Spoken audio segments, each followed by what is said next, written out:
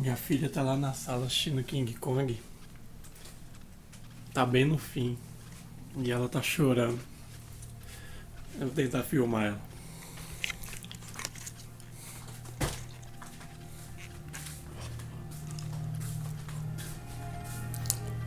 Fê, isso é mentira.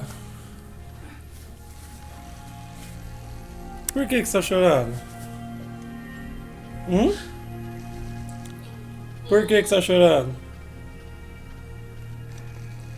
Hã? Por causa do macaco?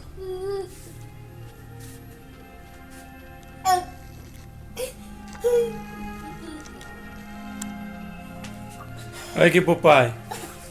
Olha aqui. É de mentira o filme.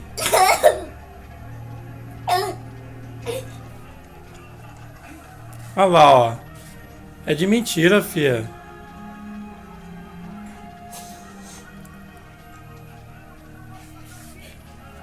É de mentira. Quer que coloque em desenho? Hã? Hein? Você tá com dó do macaco?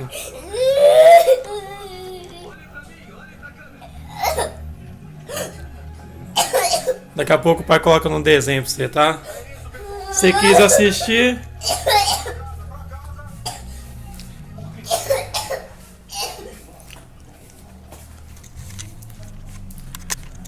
Porra, é uma foda ser um pai. Eu não sei se eu dou risada ou se eu fico com dó.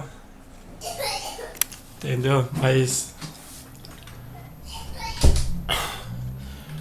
filha, é isso aí, né, cara? Ela tá chorando por causa do macaco, velho. Fazer o quê, né? Só tá eu e ela, eu não sei o que eu faço.